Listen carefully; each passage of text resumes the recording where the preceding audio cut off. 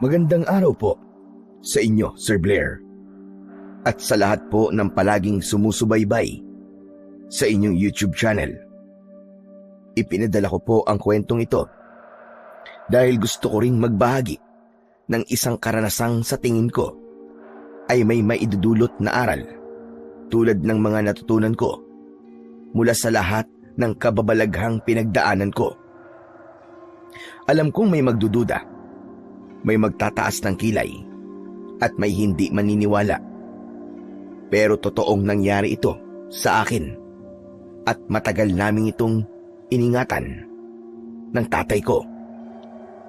Ipinakita ng mga pangyayaring ito na sa totoong buhay may mga taong ganid, mapanghusga at ayaw makinig kapag ang nagsasalita ay mababa sa tingin nila. Pero kahit ganon, gusto ko pa rin itong ibahagi. Umaasa akong may mapupulot kayong aral. Ako po si Joshua. At ito ang aking kwento. Kakagising ko lang ng umagang yon nang may marinig akong nagbabangayan sa sala namin. Narinig ko ang boses ng auntie at uncle ko na nakikipagtalo kay tatay. Hindi ko masyadong maintindihan nung una kung ano ang pinagtatalunan nila. Kaya lumapit ako sa may pinto ng kwarto at doon nakinig.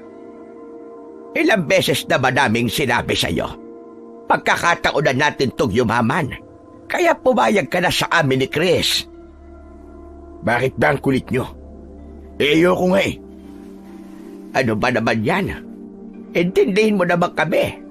Kailangan namin ng pera. At nandito sa lupa mo ang sagot sa mga problema namin. Maniwala ka, Lando. May nakabaong kayamanan sa lugar na ito. At sino naman nagsabi? Si Apo Cora. Siya ang nagsabi na may limpak-limpak na kayamanan dito. At naniwala naman kayo. Ilang beses ko bang sasabihin na sinungaling yun? Walang kayamanan dito. Hindi sinungaling yung tao, kuya. May mga napagtanungan na ako sa kabilang baryo na talagang maalam daw ang matandang yun sa treasure hunting. Hindi pa raw ito sumasablay. Sus! At talagang paniwalang-paniwala naman kayo. Ini-scam lang kayo nun eh. Paanong ini-scam? Wala naman tayong ibinibigay na pera doon. Wala na nga yung tao eh. Pagbibintangan mo pa. May nakapagsabi din sa akin na taga-kabilang baryo na ilang araw bumabalik yun para manghingi ng kung ano-ano. Hindi naman para sa kanya yung hinihingi niya, kuya eh. Inaalay niya naman yun para sa ritual at pagdadasal. Ganun lang talaga ang style nun. Maniwala ka namang hindi niya pinakikinabakan ng mga alay na yun. Ay nako, manloloko ang taong yun. Ako na nagsasabi. Huwag kayong naniniwala sa kwento-kwento lang. Grabe ka naman, Lando. Hindi mo na makilala yung matanda. Maayos naman siyang nakipag-usap sa amin. At hindi puro masama ang balita tungkol sa kanya. Sabi ko na sa'yo, may taga-ibang baryo na sinabihan niyang maghukay. At ngayon mayaman na. Kaya sige na, kuya. Pumayag ka na. Hindi. Hindi pa rin ako papayag. At yan na ang huling pasya ko. Hindi ko ipapagalawan lupa ng tatay at nanay. Yun! Sa wakas nadali mo din, kuya. Lupa ito ni tatay at nanay. Hindi sa'yo lang. Kaya kung ano man ang nasa lupa na ito, dapat lang na makinabang din kami. Nagpapatawa ka ba ha, Chris? Ang lupang ito ay ipinamana na sa akin. Oo, ipinamana sa ito ng mga magulang natin. Pero yung nakabaon dito, dapat hati tayo. Walang-wala na ba talaga kayong pera, ha? At pati tong kakapiranggot na lupa ko, ay gusto niyong sirain? Hindi naman namin sisirain eh. Huhukayin lang para makuha yung kayamanan. Hindi lang perang pinag-uusapan natin dito, kuya. Kundi magandang kinabukasan para sa ating lahat, para sa ating pamilya. At talagang nagbilang ka na ng sisiw kagad. Hoy, makinig ka, Chris, ha? walang kayamanan dito. Kung merong baul ng kayamanan dito, edi sana, matagal na yung alam, nilala na yung tatay. Mabihira ka. Wala pa na ba doon si Apo Kore? Ano bang malay nila sa kayamanan? Si Apo Kora, hindi siya isang karaniwan tao. Isa siya katutubo na may espesyal na kakayahan. May kapangyarihan siya. Kaya may mga bagay na nakikita siya na hindi kayang makita ng mga ordinaryong tao.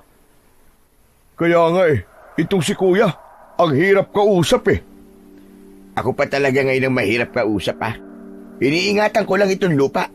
Lalo na, at sa akin inabili nito. Sus, wag ka na nga. Siguro, kaya ayaw mong ipagalaw tong lupa kasi gusto mo suluhin yung kayamanan. Ano sinabi mo, Chris? Wala akong planong ganyan, Ang sinasabi ko lang, ay ako ang tagapag-ingat at ako may pananagutan kung masisira ang lupa. Apaka-OA mo talaga. Wala namang masisira Ang sabi ng albularyo, mababaw lang daw yun.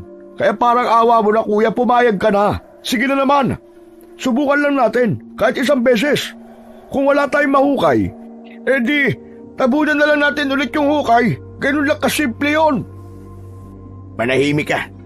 Sinabi lang hindi ako papayag kahit na ano pang sabihin nyo. Mabuti pa umalis na kayo.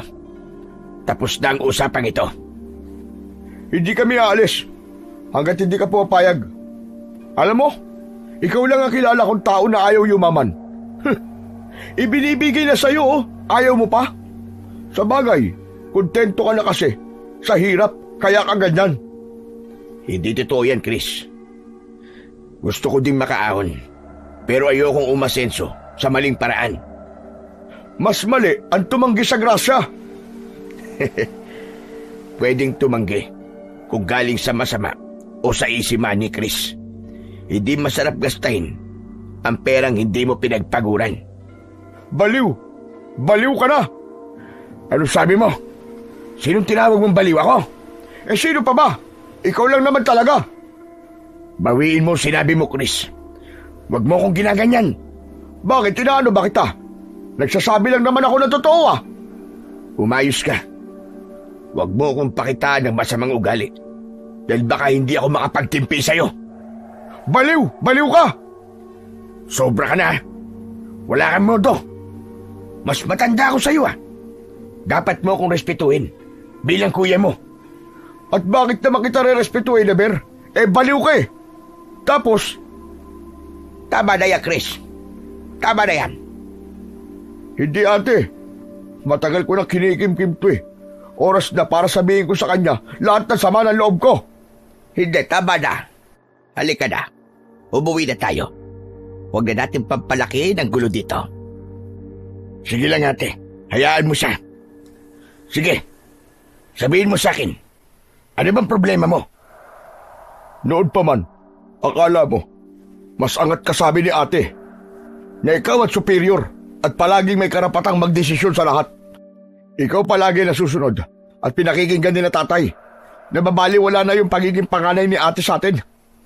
Palaging ikaw na lang ang nasusunod. Hindi totoo yan sinasabi mo. Itatanggi mo pa? Paano mo nasabing hindi totoo, Sige nga. Alam mo sa sarili mo na tama ako. Gusto mo, ikaw ang palagi nasusunod. Gusto mo, ikaw ang pinakamatalino sa lahat. Pero sa totoo lang, hindi naman. Bobo ka! Bobo! Narinig kong biglang may kumalabog sa sala. Kinabahan ako, kaya mabilis akong lumabas at nakita ko ang uncle ko. Nahawak ang kanyang mga labi. May dugo.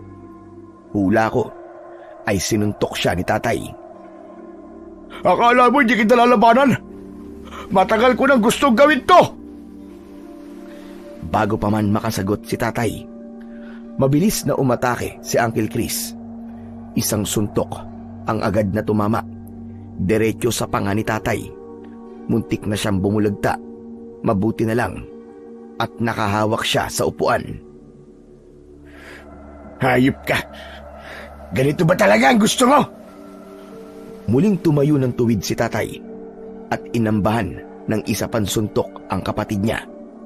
Ano ba? Tama na yan! Tumigil na kayo! Tigilan nyo na yan! Para naman kayo mga bata, ano ba? Tama na! Pero parehas silang hindi nakinig. Wala ng ate at kuya sa oras na yon. Mas lalong tumaas ang tensyon sa pagitan nilang tatlo. Muli na namang sumugod si Uncle Chris. Nahawakan nito ang kwelyo ni tatay. Pinilit namang inalis ni tatay ang kamay ng kapatid niya. Subalit, sadyang mas malakas ito kumpara kay tatay. Makinig kang mabuti. Huhukayin namin ang lupang to. Gusto mo man o hindi. At kung ayaw mo pakiusapan ng matino, mapipilitan ako gumamit ng maras na paraan para makuha ang gusto ko. Pinagbabantaan mo ba ako, Chris? Hindi. Hindi pagbabanta yun. Gagawin ko yan kung talagang magmamatigas ka. Tama na, Chris. Tara na. Umuwi na tayo. Sandali lang, ate. Hindi pa ako tapos. Alam natin pareho na may karapatan pa rin kami sa lupang ito. Kaya kapag nakahukay kami ng kayamanan dito, hindi talaga kita bibigyan. Anong karapatan ang sinasabi mo? Magkakademandahan tayo kapag pinilit niyong gusto niyo. Kaya huwag niyong pakialaman ang lupa ko. At sa tingin mo, masisindak mo ako sa ganyang pananakot mo? Hindi magdemanda ka! Ulol! Saan ka naman kukuha ng panggastos sa abogado at sa pagsasampa ng kaso, Aber? Natahimik si tatay. Nakita ko ang pagkunot ng mga noo niya. Alam kong tinitimpi niya ang galit. Halika na, Chris. Tara na. Umuwi na tayo. Umalikod ang dalawa at naglakad palabas ng bahay.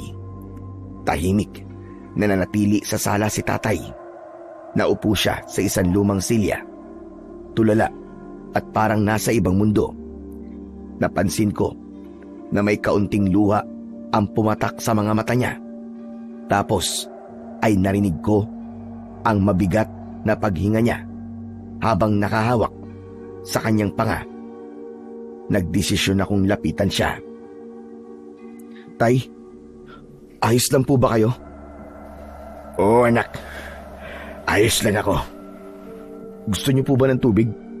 Ikukuha po kita, tay. Wag na, anak.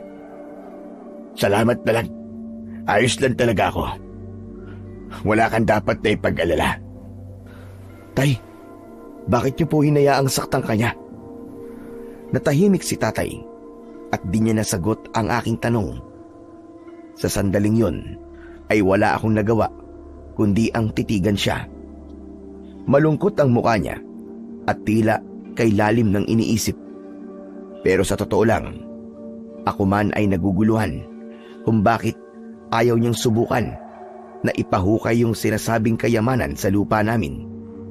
Pero ang lote na yon ay totoo din namang ipinamana na sa kanya. Kaya hindi ko siya mapipilit kung sakaling hindi na magbabago pa ang pasya niya. Ayos lang naman. Maski saktan niya ako. Yung pisikal na sakit, mga ilang oras mawawala rin yun. Yung mga sugat gagaling. Pero alam mo ba, kung ano ang pinakamasakit sa lahat ng to? Yung wala silang respeto sa pag-aari ko. Pero tay, bakit niyo po sila kinukontra? Sa palagay ko naman po may punto sila eh. Paano nga po kung may kayamanan po dito? Kahit pa may kayamanan dito, Joshua, hindi ako papayag na ukahin nila ang lupa ko.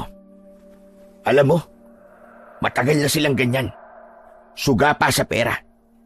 Yung mga mana nilang mga lupa, ayun, ibinenta nila at nilustay lang sa sugal at luho. Saka walang pakialam sa akin yung dalawa na yun. Kapag pinagbigyan ko sila, aalis lang yung mga yun. Kaya may makuha o wala. Naku, maniwala ka sa akin, Joshua. Sa bagay, tayo nga naman po ang kawawa tay kapag ganun sila. Tsak na masisira itong bahay natin kapag hinukay ang lupa. Yun na nga eh. Dito sa mismong sala natin, yung sinasabi nila na paghuhukayan ng kayamanan. Sino ba naman tao ang papayag sa ganun? Grabe sila tay, no? Pera lang talaga ang mahalaga sa kanila. Sinabi mo pa, na hindi talaga nila inisip kung anong mangyayari sa atin. Pero alam mo, may nararamdaman talaga ako sa bahay na to eh.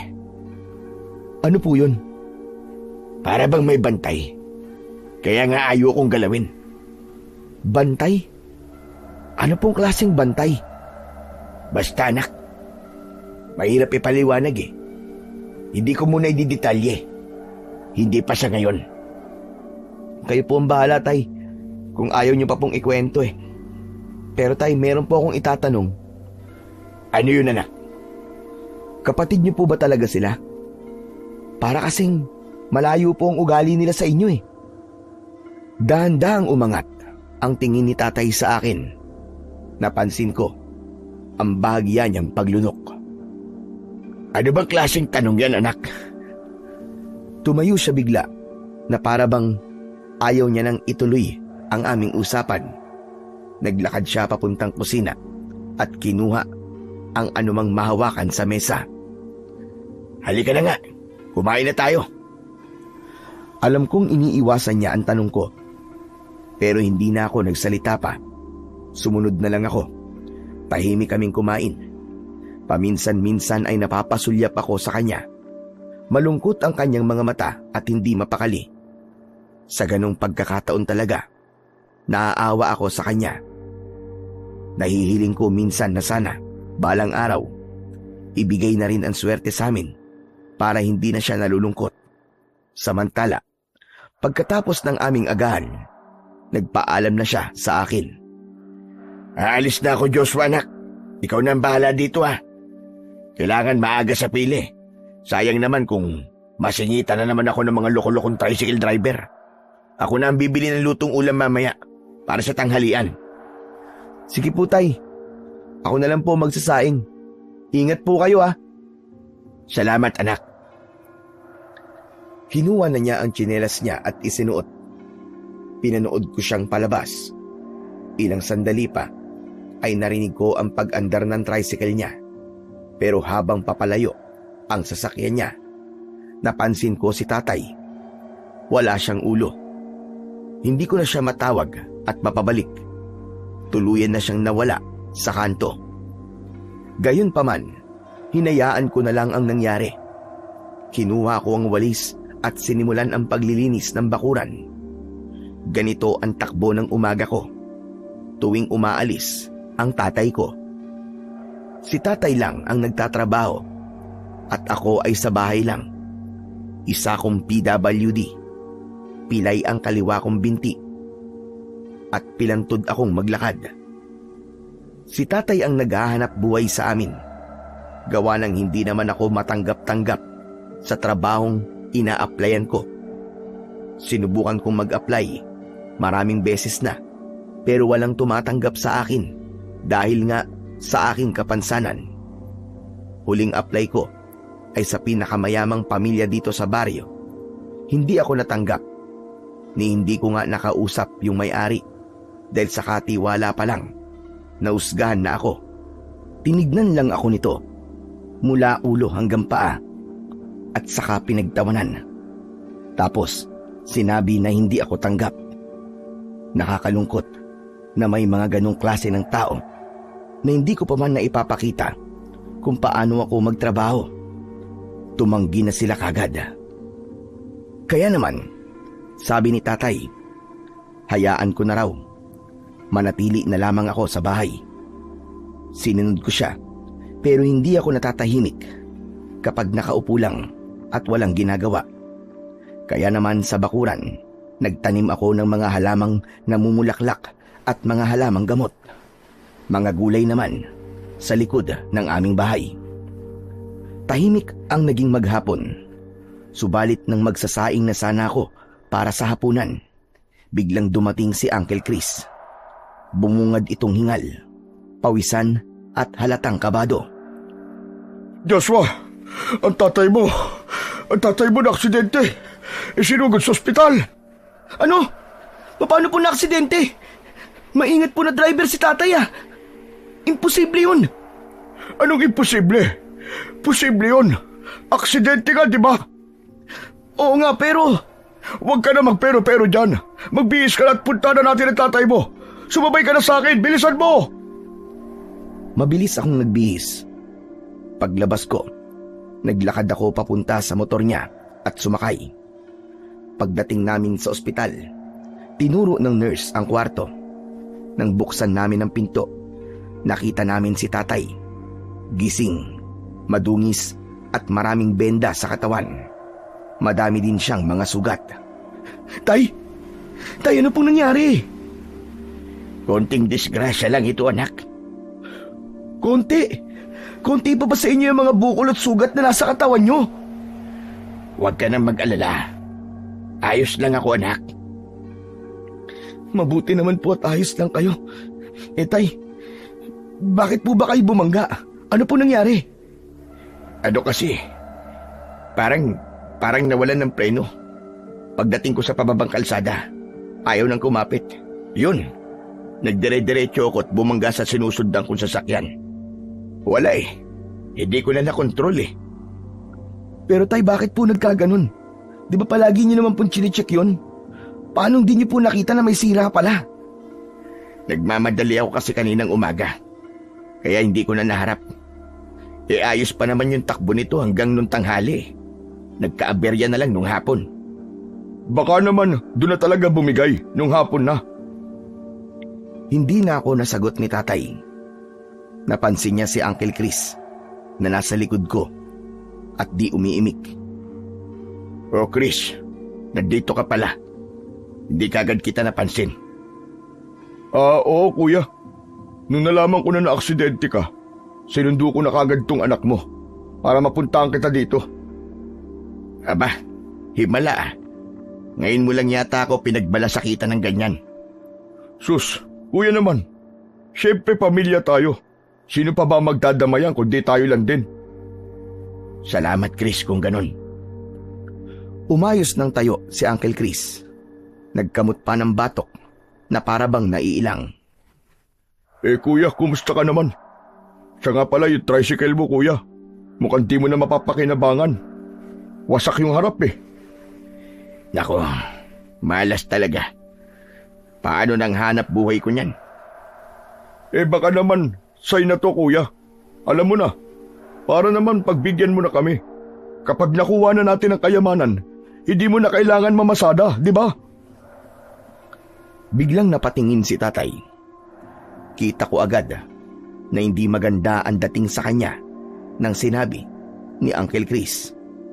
Chris, pwede bang wag mong isingit ang usapang yan dito? Puro yan na lang ang iniisip mo eh. Hindi naman sa ganun, kuya. Naisip ko lang naman kasi, di ba, wasak na yung tricycle mo. Oh, sige nga. Paano na kayo ni Joshua ngayon kung wala ka ng trabaho? Ito na yung sagot, kuya. Kahit na, Chris. Sinabi ko na sa inyo, hindi ako papayag at paninindigan ko yon kahit maghirap pa kami ng anak ko. Ikaw naman, kuya. Ang sa akin lang, suggestion lang naman. Kung ako sa iyo mag-iisip-isip na ako. Tadhana nang gumagawa ng paraan para iparealize sa iyo na ito ang kailangan mo. Kayamanan, kuya. Pera. Limpak-limpak na salapi. Tumahimik ka nga. Hindi ako papayag. Ganon? Teka lang. Matanong kita. Ano ba talagang iniingatan mo sa lupang yun, ha? Bakit ayaw mo? Ano bang meron? Bakit mas mahalaga pa sa iyo yung lupa kaysa sa buhay mo at ng anak mo? Umuwi ka na, Chris. Pagod na ako. Gusto ko na magpahinga. Bakit hindi mo ako masagot, ha? Siguro may tinatago ka sa amin, no? Tama na. Tama na, Chris. Wala akong dapat na ipaliwanag sa'yo. Uncle, siguro nga mas mabuti pang umalis na po muna kayo. Hayaan na lang po muna natin si tatay na makapagpahinga. Oo nga. O sige, alis na ako. Bahala kayo sa buhay niyo. Bigla siyang tumalikod at dire-diretsyong lumabas ng pinto. Naiwan kaming dalawa ni tatay. Narinig ko yung mahina at mabagal na paghinga niya. Napansin kong naniningkit din ang kanyang mga mata.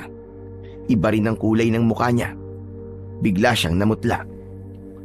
Maya-maya pa ay narinig ko na bigla siyang napaungol. Para bang nasasaktan. Napahawak siya sa ulo. Madiin. Tapos bigla na lang siyang nagsuka ng dugo. Hindi ko inaasahan yon. Para akong nabuhusan ng malamig na tubig. Hanggang sa nagpanik na ako. Tay! Ano po nangyayari sa inyo? Diyos ko, ang tatay ko! Nurse! Nurse, tulungan niyo po kami, nurse! Ang tatay ko, nurse! Mabilis na lumapit ang mga staff ng ospital. May mga dalang emergency kit. Kaagad siyang sinuri. Makalipas ang ilang minuto, sinabi nila sa akin na kailangang mailipat si tatay sa ICU. Kailangan ng mas malalim na monitoring. Agad nilang inasikaso si tatay at nang maipasok na siya sa ICU, hindi na ako pinapasok. Wala akong nagawa kundi maghintay sa labas. Maglakad, paikot-ikot sa pasilyo, habang ang mga kamay ko nanginginig sa takot at kaba. Hindi pa tiyak kung ano ang sanhi ng pagsusuka niya ng dugo at pagkawala niya ng malay. Posible daw na delayed symptom mula sa impact ng aksidente o biglang pagtaas ng pressure sa ulo. Kailangan ng iba pang test, scans at 24 oras na monitoring. Ang sabi, kailangan kong maghanda ng pera para sa mga gamot niya. At ang pinakamasakit pa na sinabi sa akin, hindi nila alam kung kailan siya magigising. Habang nakaupo ako sa malamig na bangko sa labas ng ICU, napapaiyak na ako. Paulit-ulit kong tinatanong sa sarili ko kung saan ako kukuha ng pera para kay tatay. Pagkalipas ng ilang oras na paghihintay, nilapitan ako ng nurse at sinabi sa akin na pwede naman daw akong umuwi muna at siya na lang ang bahala sa tatay ko. At bumalik na lamang ako kinabukasan. Wala akong magawa kundi ang sundin siya. Pagka-uwi ko, madilim ang bahay. Binuksan ko ang ilaw sa sala at doon ako napaiyak ng tahimik. Natatakot ako sa posibilidad na hindi na magising ang tatay ko. At natatakot din ako na baka wala din akong maitulong sa kanya dahil sa kalagayan ko. Wala akong mahihinga ng tulong bukod kina Uncle Chris at Auntie Corazon. Pero sa palagay ko, tatanggi ang dalawa na yon. Napatulala ako, tapos ay biglang napatingin sa sahig. Totoo kaya yung sinasabi nila? May nakabaon ba talaga dito? Kung ipahukay ko kaya? Napakamot ako sa ulo. Alam kong wala akong karapatang magdesisyon sa lupa. Pero wala na akong ibang maisip na paraan kung paano matutulungan ang tatay ko. Diyos ko, tulungan niyo ako. Ituro niyo po sa akin kung ano ang gagawin ko. Napasandal ako sa upuan. Napapikit. Pilit kong pinapakalma ang sarili ko. Kahit na ang totoo, nanginginig pa rin yung mga kamay ko. Alam kong walang tutulong sa akin at mas lalong walang magpapahiram sa akin ng pera. Unti-unti, para akong nauupos na kandila. Habang mag-isa, ramdam ko yung takot na baka wala na nga akong magawa para sa kanya. Na baka huli na ang lahat bago pa ako magkapera. Alam ko, kailangan ko na talagang magdesisyon. Kailangan ko lang mamili. Samantala, habang nagmumuni-muni ako, may narinig akong kumatok sa pinto. Mabilis akong tumayo para buksan ito. Nakita ko si Uncle Chris at Auntie Corazon. Kayo po pala. Ano pong kailangan nyo? Galing kami kanina sa ospital. Nalaman namin na nasa ICU ang tatay mo. Mukhang kakailanganin mo ng maraming pera pambayad sa ospital. Anong plano mo, Joshua? Yun na nga eh. Wala pa po ako naiisip na plano. Hindi ko nga po alam kung saan ako kukuha ng pera eh. Bigla silang nagkatinginan na dalawa. Tapos, halos sabay na tumingin sa akin. Napag-usapan na namin ito ni ate. Ipapahukay na namin yung kayamanan. Po? Tama ka na narinig, Joshua. Yan na lang ang pag-asa mo talaga para matulungan mo ang tatay mo. Pero, Uncle Chris... Huwag ka na magdalawang isip pa, iho. Nasa bingit na nakabatay ng tatay mo. Pero ante, sigurado po magagalit si tatay kapag ginawa natin yun. Baka pati po ako. Hindi niya po mapatawad. Anak, mas importante pa ba yon kaysa sa buhay niya? Hindi ba mas mabuting magalit na lang siya, pero at least buhay siya, kaysa naman mamatay siya, hindi ba? O di ba? Habang buhay mong konsensya yon. Kaya nga, tama si ate. Saka gagawin mo lang naman yun para iligtas siya. Sa tingin mo ba, hindi niya maiintindihan yun? Pero wala po akong pera na maitutulong sa pagpapahukay po kung sakali. Ano ka ba? Kami nang bahala sa gastos sa pagpapahukay. Wala ka nang dapat na alalahanin doon. Ang kailangan lang namin ay pumayag ka. Tama. At kung wala mong mahukay, edi wala. Pero huwag kang mag-alala. Kasama mo kami ng uncle mo. Hindi ka namin pababayaan. Hahanap tayo ng tulong. Kung yun lang naman po ang gagawin natin, di humingi na lang po tayo ng tulong. Anak, matatagal lang pa yun. Maraming proseso. Sa kabuhay ang pinag-uusapan natin dito. Kailangan ka ng tatay mo. Hindi ka magiging masamang anak nang dahil lang dito. Hindi ko mapigilan ang luha ko. Dahan-dahan na itong pumatak. Kung ito lang po ang paraan, sige.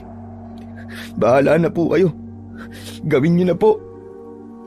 Yung mga mukha nila ng oras na yon, parang hindi makapaniwala. Pareho silang sabay ng ngumiti. Salamat, Joshua. Promise, hindi mo to pagsisisihan. O siya, mabuti pa'y tara na. Chris, maghahanap na tayo ng tao na pwedeng magtrabaho dito bukas para masimulan na kagad ang paghuhukay. Tumayo na sila at tumungo sa may pinto. Pero bago pa sila makaalis, lumingon sa akin si Auntie. Huwag kang mag-alala, Owa.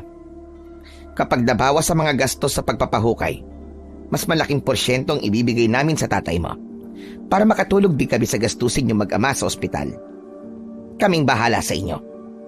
Sige po, Auntie. Salamat po. O siya, sige. Magpahinga ka na. Tumalikod na sila at lumabas. Nang wala na sila, doon ko naramdaman na parang may mali. Mabigat ang loob ko. Hindi ako mapakali. Pero ang nasabi ko ay nasabi ko na at alam kong hindi ko na mababawi yon. Isa na lang ang hiling ko sa pagkakataon na yon. Sana maging maayos ang lahat. Maya-maya pa, bigla na akong inantok. Pumasok na ako sa kwarto ko at natulog. Kinabukasan, maaga pa lang ay naramdaman kong nag-vibrate ang cellphone ko. Pagtingin ko, galing ito sa ospital. Bigla akong napangiti nang mabasa ang mensahe ng nurse na may magandang balita tungkol sa tatay ko. May malay na daw siya at nakakausap na. Isang himalayon, sabi ko. Kaya naman agad akong naghanda. Naligo, nagbihis para maaga akong makadalaw at makita ang tatay ko. Ilang sandali pa, palabas na sana ako nang may marinig akong sasakyan na huminto sa harap ng bahay. Binuksan ko ang pintuan at nakita ko sina Uncle Chris at Auntie Corazon na may kasama silang dalawang lalaki na may hawak ng pala at pangbungkal. Oh Diyos, ba't ang aga mo naman yatang nakagayak? Pupunta ka ba ng ospital? Opo, Uncle. May text po kasi ako na-receive. Ang sabi po, gising na daw po si tatay. Pupuntahan ko lang po siya saglit. Aba, ganun ba? O sige, mag-iingat ka. Salamat po. Pero Uncle, baka po pwedeng makiusap na huwag niyo po munang ituloy ngayong araw ang paghuhukay. Kakausapin ko po muna si tatay. Ano? Abay, hindi pwede, Joshua. Nandito na yung mga maghuhukay, oh. Sayang naman yung araw nila kung di matutuloy ang trabaho. Kaya nga, at saka pumayag ka na kagabi, di ba? Ngayong araw lang naman po, Uncle eh. Importante po na makausap ko muna si tatay. Basta, ako na pong bahala na magkumbinsi po sa kanya. Tumahimik silang pareho. Kita ko sa mukha nilang hindi nila nagustuhan ang sinabi ko. Napabuntong hininga na lang si Auntie Corazon. Tapos napakamot naman sa ulo si Uncle Chris. Hay nako, sige na ka. Pero kumbinsihin mo mabuti ang tatay mo, ha? Kasi, kakahiya naman sa mga kasama namin. Naabala na sila. Opo, pasensya na po talaga kayo. Nagpaalam na ako sa kanila ng maayos. Naglakad hanggang sa makarating ako sa kalsada. Sakto namang may tricycle na padaan. Doon na ako sumakay para magpahatid sa ospital sa bayan. Pagdating ko sa ospital, diretso na ako sa nurse station. Pinayagan akong pumasok sa ICU. Anak, Tay, kumusta na po ang pakiramdam nyo? ayos naman na kahit papano. Ay, salamat, mabuti naman. Alam niyo po bang alalang-alala po ako sa inyo? Huwag ka nang mag-alala. At sabi sa akin ng doktor kanina, ayos naman na yung mga ibang laboratory ko. Ang hinihintay na lang ay yung MRI ko. Pero sa palagay ko ayos din naman yun. Kaya huwag ka nang mag-alala. Sige po. Pero tay, may problema po tayo. Malaki-laki po kasi ang kailangan nating bayaran dito sa ospital eh. Hindi ko po alam kung saan po tayo kukuha ng pambayad. Tulad ng sabi ko sa'yo, wala kang dapat na ipag-alala. May darating na biyaya sa atin, anak. Hindi tayo pababayaan ng Panginoon. Ano po? Ano pong biyaya ang paparating? Basta, Sigurado po ba yan, tay? Kasi nag-usap na po kami ng mga kapatid nyo at napag-usapan po namin na hukayin na po yung kayamanan para may magamit po sa pagpapagamot nyo. ano ka mo? Hindi pwede, anak. Hindi pwedeng ipahukay yun. Bakit po? Bakit po ayaw nyo? Hindi kagad nakasagot si tatay. Nakatitig lang ito sa akin na para bang malalim ang kanyang iniisip. Maya-maya ay hinawakan niya ang kamay ko ng maigpit. May dahilan, anak, kung bakit ayaw kong ipagalaw ang lupang yon. Ano po? May sumpa ang paghuhukay sa kayamanan. Ho? May sumpa? Kung ganun, totoo nga pong may kayamanan sa lupa natin, ganun ho ba? Tama ka, anak. Matagal ko nang alaman tungkol doon. Sinabi na sa akin noon ng tatay. Kaya hindi niya ipinahukay yun dahil sa sumpa. Hindi pwedeng pakialaman yun nang walang basbas ng tagabantay. Ano pong tagabantay? Isang kaluluwa na ang trabaho hanggang ngayon ay bantayan yung nakabaon na yaman.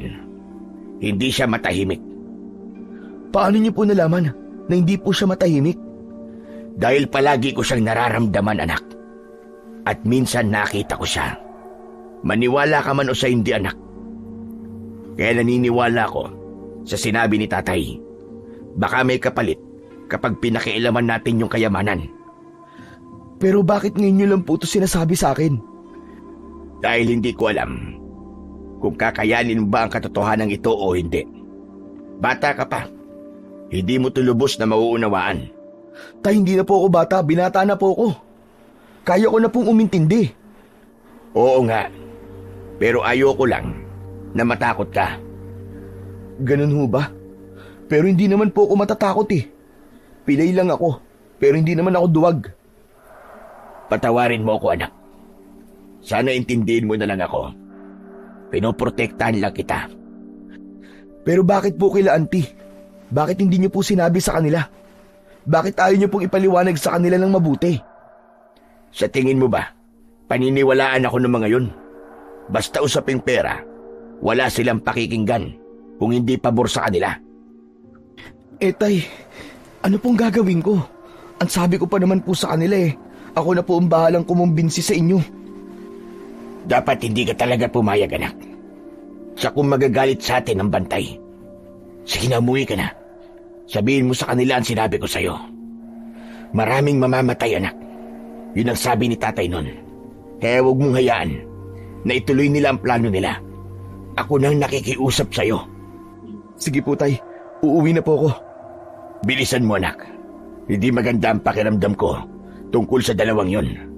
Baka mamaya may masama nang nangyayari. Kaagad akong tumayo. Pagkatapos sabihin yun sa akin ni tatay, hinawakan ko pa ang palad niya bago ko lumabas ng kwarto. Mabilis ang tibok ng puso ko habang naglalakad ako sa hallway at panay ang dasal na sana wala pang ginagawa ang mga kapatid ni tatay. Paglabas ko ng ospital, agad akong sumakay sa isang tricycle. Sinabi ko na lang sa driver na bilisan niya dahil may emergency sa bahay. Pagkalipas ng ilang minuto, nasa baryo na kami. At nang huminto ito sa tapat ng bahay namin, agad kong nakita ang mga gamit namin na nakakalat na sa bakuran. Nakita ko si Auntie Corazon na nasa pintuan, nakapamewang at panay ang sigaw. Agad kong binayaran ang driver at bumaba na ako ng sasakyan. Auntie, ano to? Ano pong ginawa nyo? Bakit nagukay na kayo? Abay, natural. Hukay na kami. Wala nga namang hintayin ka pa. Sayang ang araw. Pero auntie, ano bang pinipero-pero mo? Di ba, bago ka naman umalis, ay sinabi mong ikaw na ang bahala sa tatay mo? Kaya nga po, pero hindi ko naman sinabi na pinayagan ko na kayong magukay. At sabi ko po, hintayin niyo ako. Hindi po pumayag si tatay eh. Wala ka na magagawa. Naumpisa na eh. Wala nang atrasan to. Hindi niyo po naiintindihan eh. Kaya ayaw pong ipahukay ni tatay yan. Kasi may sumpa. May sumpa ang kayamanang nakabaon dyan. Anong sabi ba? May kayamanan nga talagang nakabaon dito. Opo. Sabi po yun ni tatay sa akin. Matagal na pong alam ni tatay ang tungkol dito. Kasi mismong tatay niyo po nagsabi sa kanya. Yun lang, ayaw po talagang ipagalaw dahil sa sumpa. Sabi ko na sa'yo, ate. Totoo yung sinabi ni Apo Kore. Sa wakas, magiging mayaman na tayo. Magiging mayaman na tayo! Hindi po, nagkakamali po kayo. Hindi nyo basta-basta makukuha yun kung walang basbas ang tagabantay. Bagkus, maaaring maisumpa pa ang buong pamilya natin. Ang sabi po ni tatay may kapalit. May mamamatay. May mamamatay? Kalokohan yan. Yan talagang tatay mo. Wala na sa katinuan kung ano-ano ang sinasabi. Chris, manahimik ka lang nga muna. Agad na tumahimik si Uncle Chris. Mariin ang tingin ni Auntie sa kanyang kapatid bago muling humarap sa akin. Sinabi talaga ng tatay mo na may sumpa ito? Seryoso ba yan? Opo, Auntie. Hindi po ako nagbibiro. Sorry ha, pero hindi ako naniniwala sa mga ganyang kwento. Pero yung sinabi mo na may kayamanan dito, yon, naniniwala ako doon. Auntie, maniwala kayo sa akin, please. Itigil niyo na po to. Tama na. Huwag niyo na pong ituloy. Hinawakan ko siya sa braso, pero iwinaksi niya ang mga kamay ko at saka matalim na tumingin sa akin.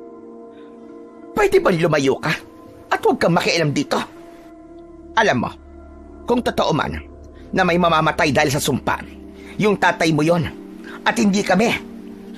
Ano? Paano niyo po nasasabi yan sa tatay ko? Alam mo kasi, iho, maniniwala lang ako na may sumpa nga ito kung unang mamamatay ang tatay mo. Ang sama mo, Auntie. Bakit kayo ganyan sa tatay ko? Bakit? Magsusumbong ka? Oo. Sasabihin ko sa kanya lahat ng ginawa niyo dito. At ano naman ang kayang gawin ng tatay mo, ha? Wala na siyang silbi. Bago pa siya makapagreklamo, tapos na kami dito. Nakuha na namin yung kayamanan na yon. Hindi niyo makukuha yon dahil may nakabantay. Ano ba yon? Aswang, tikbalang, engkanto, kaluluwang ligaw. Sa tingin mo matatakot kami sa kwento mo? Bahala kayo kung ayaw niyo maniwala. Pero ngayon nandito na ako. Dapat niyong itigil yan dahil kung hindi, magrereklamo talaga ako sa barangay. Isusumbong ko kayo kay Kapitan. Di magsumbong ka. Mas lalo namang hindi kami natatakot, ano? Alam mo kung bakit? Bakit? Chris, wag. Tama na yan. Wag mo nang patulan. Hindi ko naman talaga papatulan tong kutong lupa na to eh. Pero gusto ko lang sampalin ang katotohanan para magising. Anong katotohanan ang pinagsasasabi mo? Na wala naman talaga kayong karapatan sa lupa na to. Anong sinasabi mo walang karapatan? Eh kay tatay ipinamana tong lupa.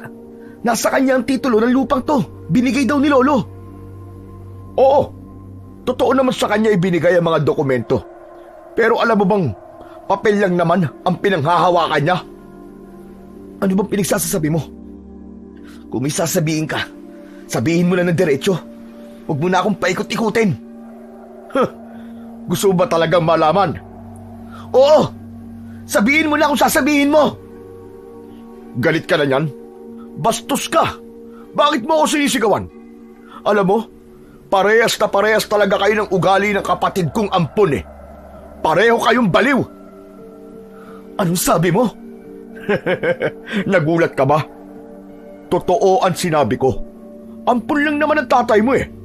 Kaya kung tutusin, wala siyang dapat karapatan sa anumang pagmamay-ari ng mga magulang namin ni ate. Tama si Chris. Papeles lamang ang meron sa kanya. Pero kami ang tunay na kadugo. Kami ang tunay na mga anak. Para akong binuhusan ng malamig na tubig. Hindi ko kagad naintindihan kung tama ba ang narinig ko o guni-guni lang.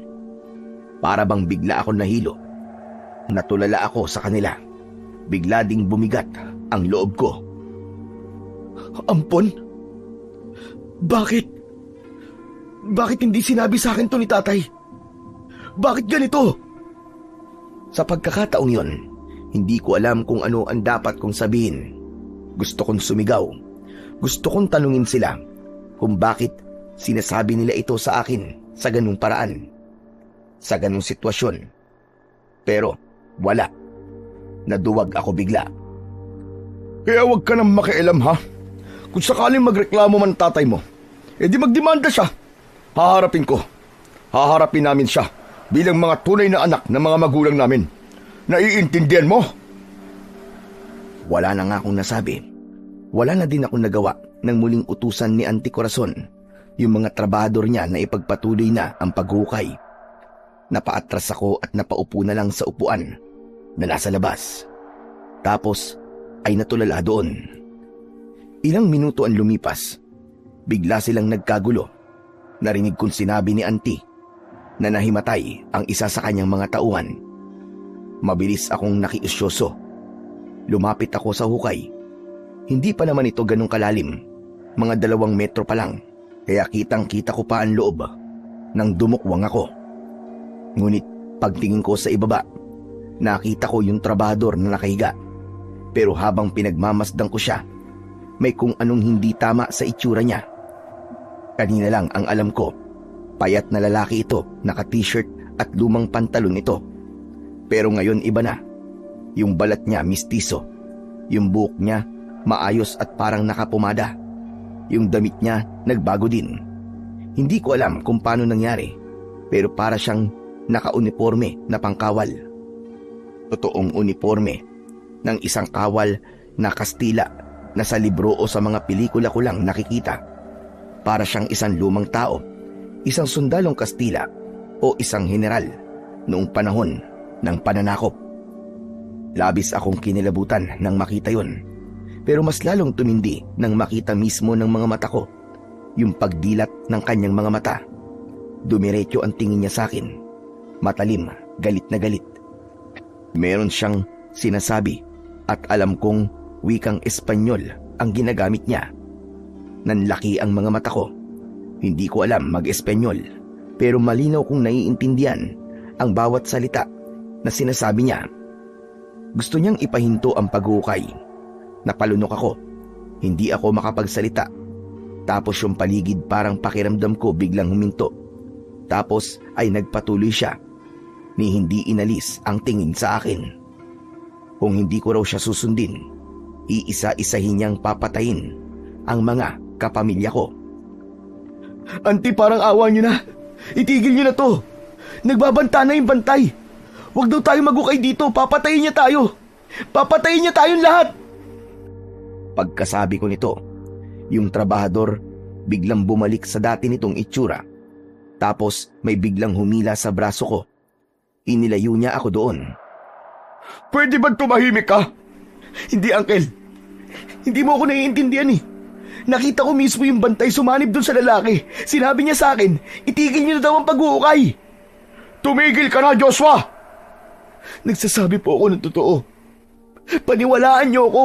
Nakita ko talaga siya. Wala akong pakialam sa mga pinagsasasabi mo. Manahimik ka na lang kung ayaw mo masaktan. Habang kinakastigo ako ni Uncle Chris, nakita kong umahon na sa hukay yung dalawang trabador at narinig kong nagpapaalam sila kay Auntie. Ang sabi nila, hindi na muna nila ipagpapatuloy ang paghukay dahil nahihilo ang kasama niya at masama ang pakiramdam. Wala silang nagawa. Pinayagan nila ang dalawa. Pagkaalis ng mga ito, napatingin ang dalawa sa akin. Nakaangat ang kilay ni Auntie. Sayang naman. Konti na lang eh. Wala kayong dapat na panghinayangan, Auntie. Buhay ang kapalit ng yamang makukuha nyo. Ayaw niyang ibigay. Ayaw niyang ibigay sa inyo yung binabantayan niya. Ayaw niyang ibigay sa amin? Aba, bakit naman? Hindi ko alam, Auntie. Basta tama na po. Tama na, Auntie. Huwag mo siyang pakinggan, Ate. Nag-a-addict na yata yan eh. Hoy, ikaw, Joshua. Totoo ba ang sinasabi ng uncle mo? Hindi po, Auntie. Hindi po ako addict. Mabuti naman kung ganon. Pero makinig ka, ha? Hindi na namin pwedeng ihinto ang pag-uukay. Tulad mo, malaki din ang pangangailangan namin. Sana maintindihan mo. Kung di kami makikinig sa inyo ng tatay mo. Pero, Auntie, tumahimik ka na nga. Kanina pa ako napipikon sa'yo eh. Peste talaga kayong mag-ama sa buhay namin. Puro kamalasan ang dala nyo. Tumahimik ako. Masama ang loob ko sa kanilang dalawa. Pero hindi na ako nagsalita para matapos na. Nang matapos silang manermon, umalis na rin sila ng kusa. Pero bago sila makalayo, may tinig akong narinig. Yung bantay. Ang sabi niya, kung itutuloy kinabukasan, mas malala pa ang mangyayari. Samantala, nang dumilim na, ay pumasok na ako ng bahay. Dahil malamig at mamog, naisipan kong silipin kung posible bang tulugan ang aking kwarto. Pagpasok ko, nakita kong sira ang pintuan ng silid, pero ayos lang kasi yung hukay ay nasa ilalim lang naman. Nang matapat ako sa hukay, nalungkot ako. Noon, marami akong tanong habang nakatitig sa pagtatalo ng magkakapatid. Palagi kong iniisip kung bakit ayaw ni tatay. Pero ngayong nakikita ko yung hukay, nasabi ko na tama pala siya. Kami ang maaargabyado kapag pinayagan namin sila.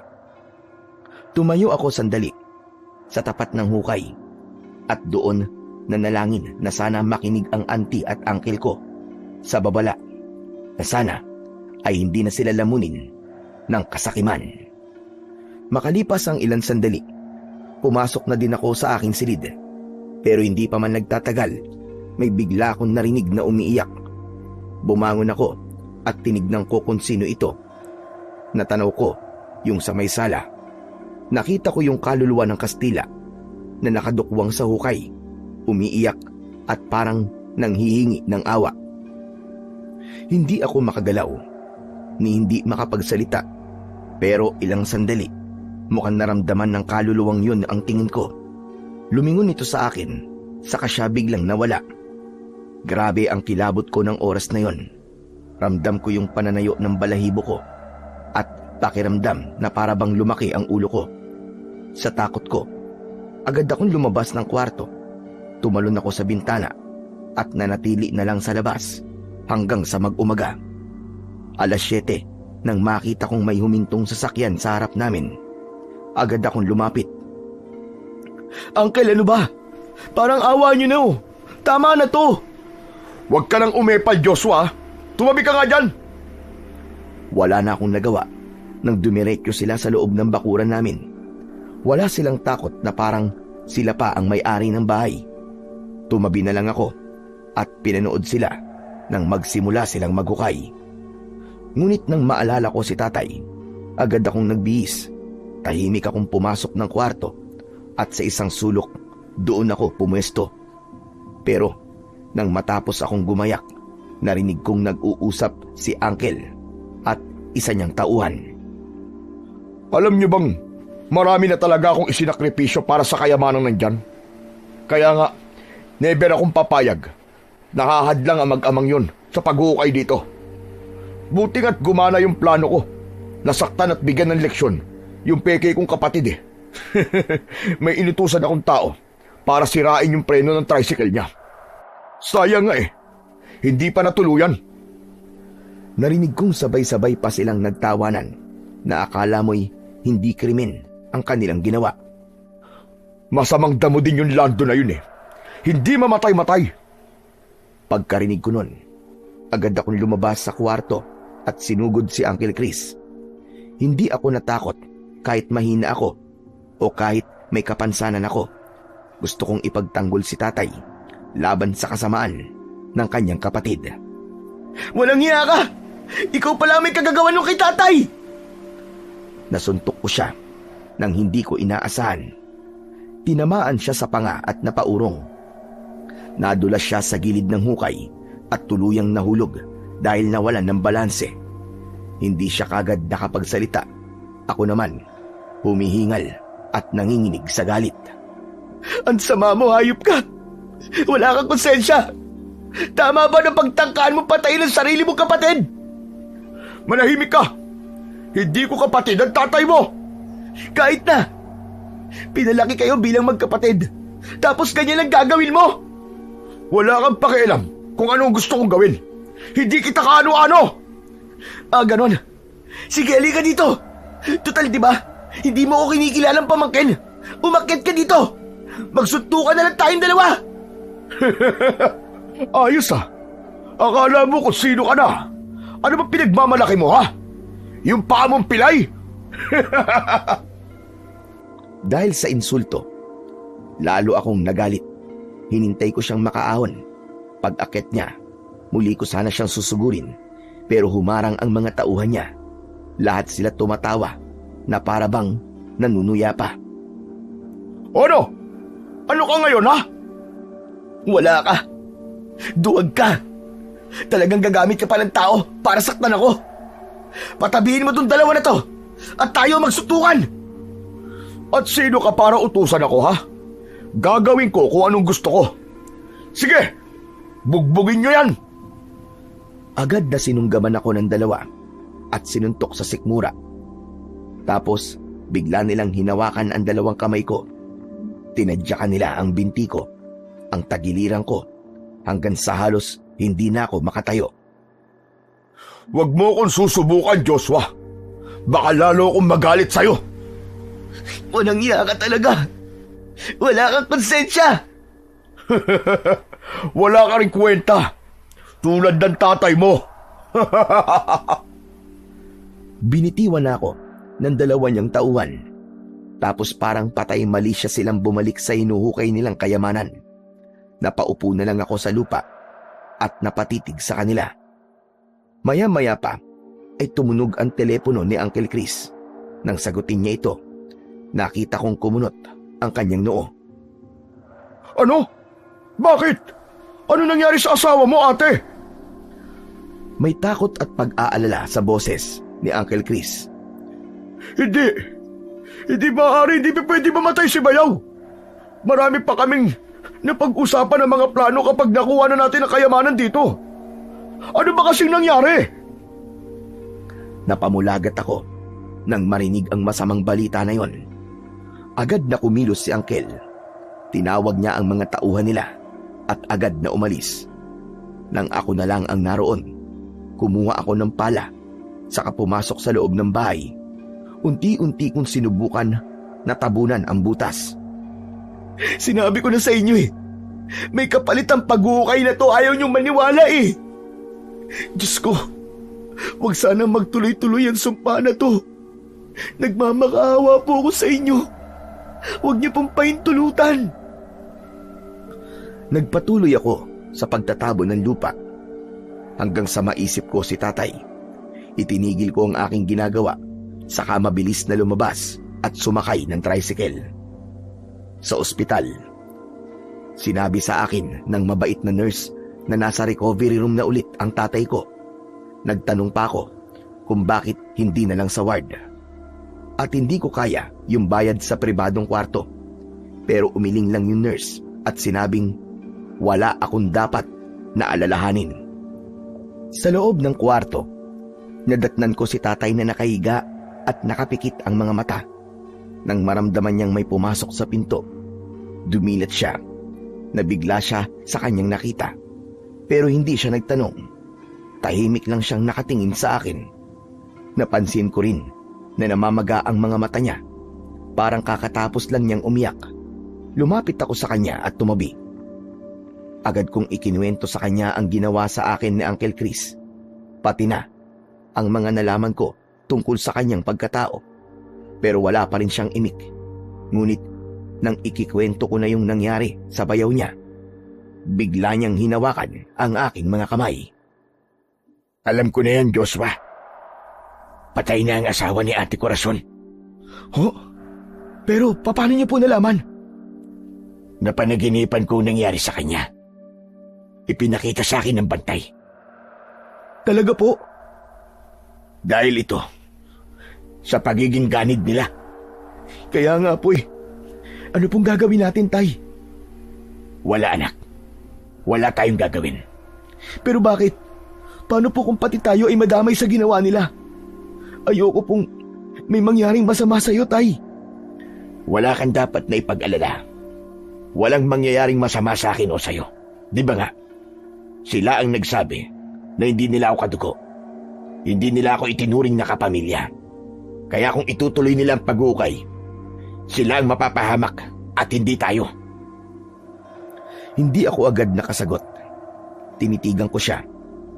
Nakapikit lang siya. Halatang pagod at mukhang masama ang loob. Gusto kong magtanong. Gusto kong maintindihan kung bakit parang ganun lang kadali sa kanya natanggapin ang lahat. Tahimik na lang akong pumwesto at di na muling nagsalita ng tungkol sa mga kapatid niya. Sinamahan ko siya sa ospital ng buong maghapon. Pero pagsapit ng hapon, nakiusap siya sa akin na umuwi ako.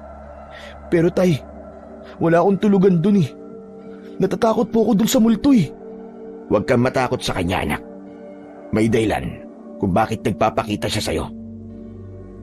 Nagpapakita po siya para takutin ako. Hindi, anak.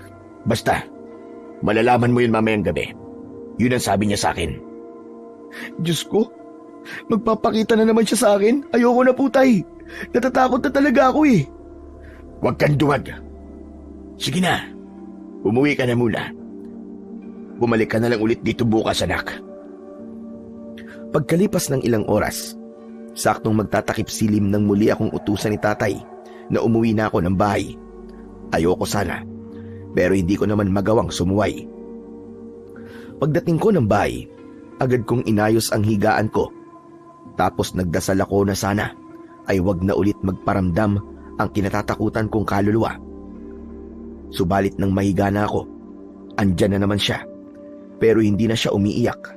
Nakatayo lang siya, nakatingin sa akin, hanggang sa bigla siyang gumalaw, nakalutang at papalapit sa aking kinaroroonan.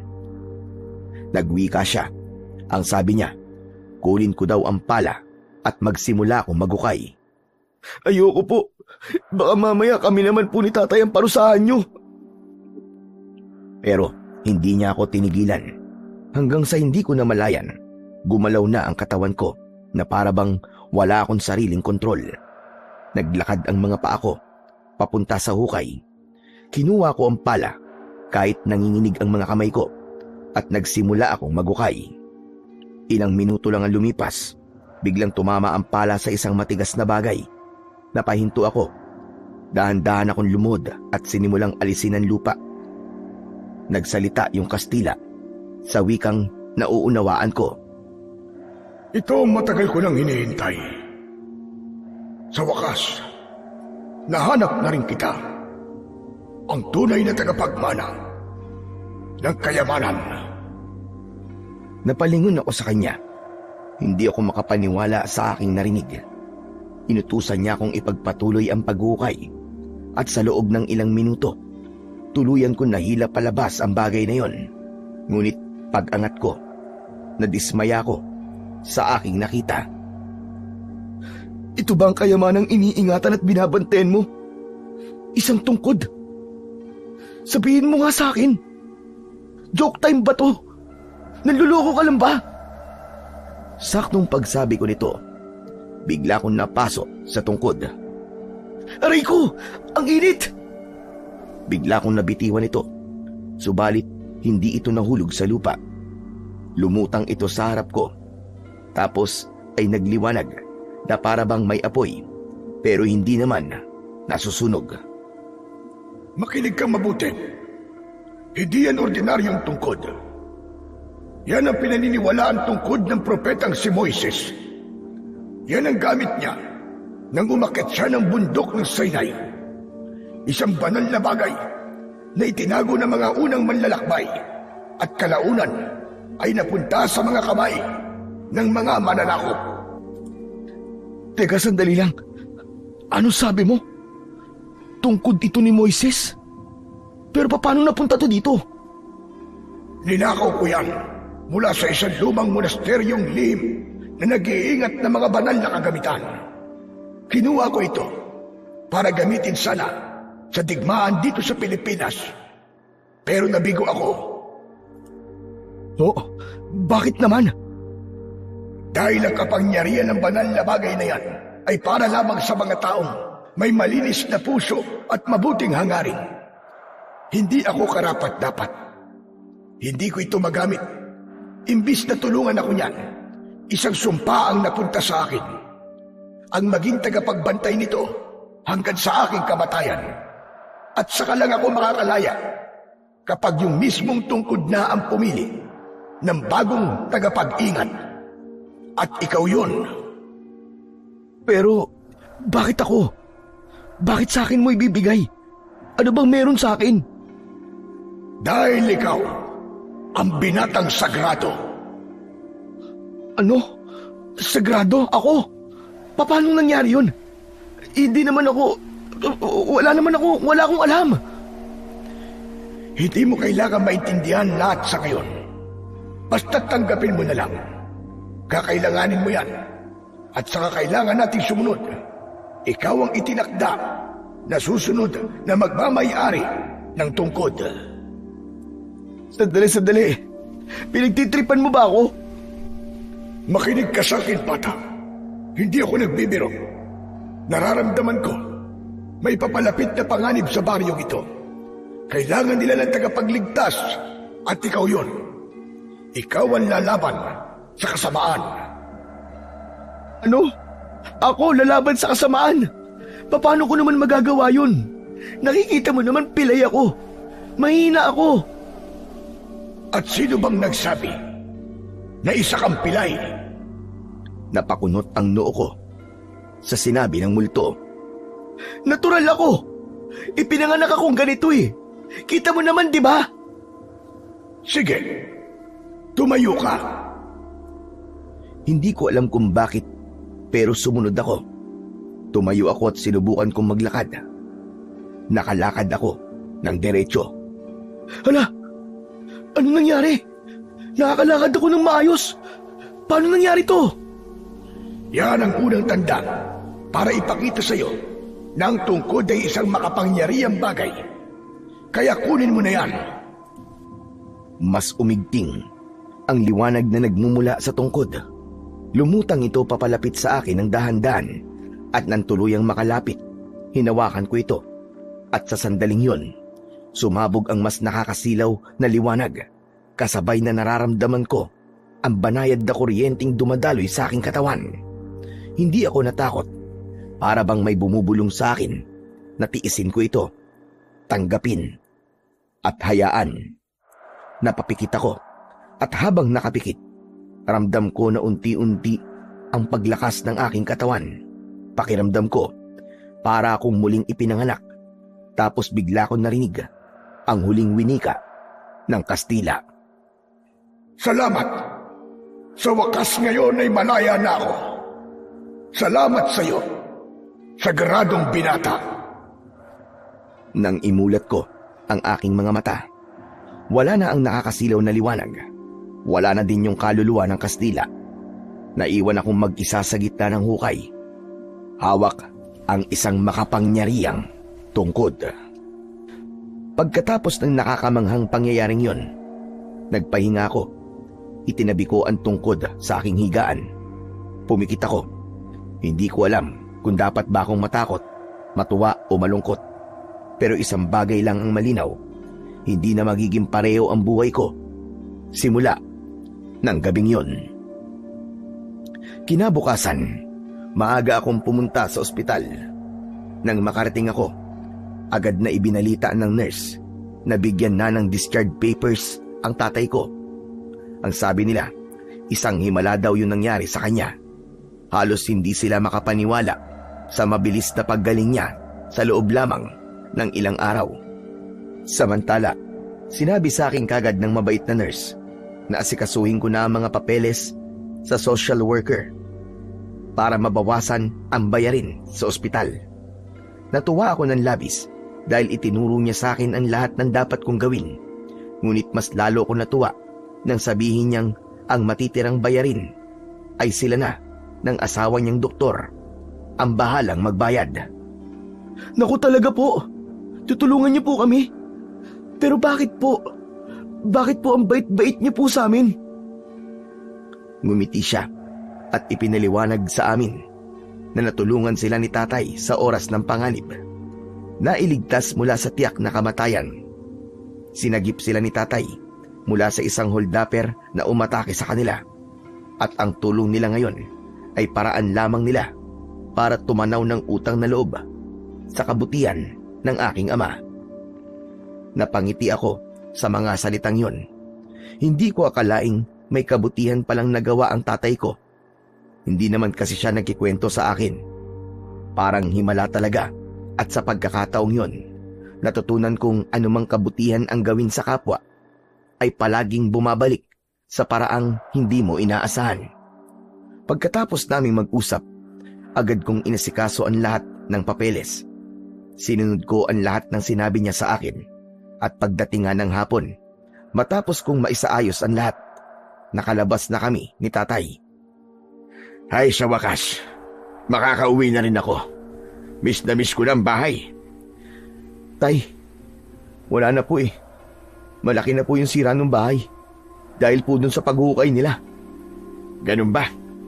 E titignan na lang natin kung anong pwedeng gawin. Kung maaayos pa ba, di ayusin. Habang naglalakad kami sa pasilyo ng ospital, bigla siyang natigilan nang mapansin ang aking paglalakad. Teka, sandali lang anak. Nakakalakad ka na ng maayos? Opo, tay. Paano nangyari yun? Anong ginawa mo? Mamaya na lang po sa bahay natin pag-usapan, tay. Sasabihin ko po sa inyo lahat ng mga kababalagang nangyari at marami din po akong gustong itanong sa inyo. Sige. Sa bahay na lang natin pag-usapan. Pero anak, masaya ako na gumaling ka na. Ako din po, tay. Masaya po ako na okay na po ang lahat sa atin. Pagdating namin sa bahay, biglang napahinto si Tatay Lando nang makita niya kung ano ang nangyari. Diyos ko, anong ginawa nila rito? Di ko na po sila napigilan, tay. Sana mapatawad niyo ako. Pero, yung sa kwarto ko po, pwede pa rin naman siyang tulugan. Mamayang gabi, doon na lang po muna tayo. Lalagyan ko na lang po ng kurtina para hindi niyo po makita yung hukay na ginawa nila. Hindi anak, hindi tayo dito matutulog mamayang gabi. Ho? Saan po? Doon tayo sa bukid, sa lumang kubo ni tatay. Doon mas ligtas tayo. Sige na, kumuha ka ng ilang gamit natin at dadalhin natin doon. Pagkasabi nun, ay agad akong sumunod. Kumuha ako ng isang bayong na malaki at naglagay doon ng ilang pirasong plato, baso, kaldero at iba pang mahahalagang gamit. Nang matapos ay saka ulit kami naglakad papunta sa bukid. Pagdating namin doon ay namahinga muna kami Tapos kumain ng tinapay at doon kami nagsimulang magkwentuhan. Sinabi ko lahat sa kanya tungkol sa kaluluwa ng Kastila. Lahat-lahat, wala akong iniwang detalye. Namangha siya, lalo na nang makita ang nahukay kong tungkod na pinaniniwalaang pagmamay-ari ni Moises. Kung ganun, yan pala yung kayamanan na nakabaon sa lupa natin. Wala namang kasi siyang nabanggit nung mapanaginipan ko siya. Natungkod pala. Pero sabi niya, may ibibigay siya sa'yo. Nagulat din po kayo, no? Hindi siya literal na yaman o ginto. Pero sabi ng bantay, mahalaga daw ito at magagamit ko sa oras ng panganib. Anong klaseng panganib ang sinasabi niya, anak? Hindi po malinaw yung pagpapaliwanag niya. May tanong ako na ayaw niyang sagutin. Basta meron daw pong paparating. Kaya yon, tinanggap ko po. Kung ganun, biyaya pa rin maituturing ang bagay na yan. Pero sana, kung ano man yung panganib na yon, sana anak, huwag nang dumating. Kaya nga po tay. Pero tay, may sinabi po siya sa akin. Ako daw po ang nakatakdang magmay-ari niyan dahil ako daw po ang matagal niya nang hinihintay na sagradong binata. Ano po bang ibig sabihin nun? Hindi siya agad sumagot. Bagkus ay may dinukot siya sa loob ng kanyang damit at inilabas mula doon ang isang kwintas na may malaking lakit. Binuksan niya ito at saka ibinigay sa akin. Yung nasa larawan, sila ang totoong mga magulang ko. Nung napulot ako ni tatay, nakita niya yan na suot-suot ko. Talaga po? Nakita niyo po ba sila o nakilala? Hindi anak. Pero sinubukan namin na hanapin sila noon ni tatay. Pero patay na sila. May isang albularyo na nakapagsabi sa amin na matagal na silang patay. Namatay sila sa isang digmaan ng mga aswang laban sa mga albularyo. Aswang? Tama ka. Totoo po ba mga aswang? Totoo mga aswang, anak. Sila ang pumatay sa tatay at nanay ko. Paano niyo po nasabi na sila po ang pumatay sa kanila? Matapos naming mabisita ang kanilang puntod, palagi ko na silang napapanaginipan. Ipinapakita nila yung nangyari noon. Ako lang ang nakaligtas sa sagupaang yon. Nakakatakot naman po yung nangyari. Pero tay, hindi mo pa sinasagot yung tanong ko eh. Bakit ako tinawag na sagradong binata ng kaluluwa? Ano pong kinalaman nun kina lolo at lola? Saka, ano pong kinalaman nung digmaan sa akin? Ang lahi natin, anak, ay may basbas. Ibig sabihin, may kakayahan tayong tumanggap at gumamit ng mga banal na bagay kung kinakailangan. Kaya ka tinawag na sagrado. Hindi dahil espesyal ka lang, kundi dahil dala mo ang dugo ng 2 taong may tungkuling espiritual. Hinawakan niya ang balikat ko. Tila sinisigurong naiintindihan ko lahat ng kanyang mga sinasabi. Hindi ko sinabi sa'yo dahil gusto kong palakihin ka bilang isang normal na bata. Ako man ay tumalikod sa tungkulin ng ating lahi. Madalas magpakita sa panaginip sina tatay at nanay noon para kumbinsihin akong maging albularyo din katulad nila. Pero magiging kapalit noon, maaari akong mahanap ng mga nakalaban nila na pumapatay sa ating lahi. Pero ngayon, mukhang hindi na natin maiiwasan ang tadhana. May nakatakda talagang nilalang na haharap sa mga aswang na yon. At ikaw yun, anak. Bigla akong natulala. Hindi ako handa sa katotohanan yon. Ngunit kung ako talaga ang nakatakda upang pumaslang at maging kasangkapan upang makamit ang katarungan sa pagkamatay ng aming mga ninuno, malugod kong tinatanggap ang tungkuling yon. Muli kong ibinalik ang lakit kay tatay, pero nang kunin niya ito, ay agad niyang isinuot sa akin. Bakit, tay? At sabi nila sa akin, kapag daw handa ka na, ipamana ko sa iyo ang kwintas na yan. Kaya sa iyo na yan, alagaan mo. Huwag mong hahayaan na masira. Opo, tay. Iingatan ko po ito. Pangako po. Matapos kaming mag-usap, nagpahinga na kami ni tatay. Pero makalipas ang ilang oras, bigla akong nagising. Pawis na pawis ako kahit malamig. Maya-maya pa ay may narinig akong mga bulong. Mahina lang yon, pero nakakakilabot dahil parang nanggagaling sa ilalim ng lupa. Hindi ko maintindihan nung una, pero nang tumagal, naunawaan ko na rin. Ang sinasabi ng mga bulong, may paparating na kamatayan. Matapos yun, ay umalingasaw ang nakakasulasok na amoy. Pinaghalong amoy ng asupre at nabubulok na laman. Halos masuka ako at maubo nang malanghap ko yun. Bigla kong napalingon kay tatay, ngunit mahimbing ang kanyang tulog. Hindi ko na siya inistorbo. Agad akong tumayo at binuksan ang bintana. Bigla kong napatingin sa itaas. Nakita ko na maliwanag ang buwan. Pero yung langit ay namumula. Tapos mula sa baryo, narinig ko ang malalakas na alulong ng mga aso. Agad kong isinara ang bintana at muling tumabi kay tatay. Kinabahan ako at napahawak sa kwintas. Naramdaman ko na parang uminit ito. Sa sobrang takot at gulo ng isip ko, napatitig ako sa mga larawan.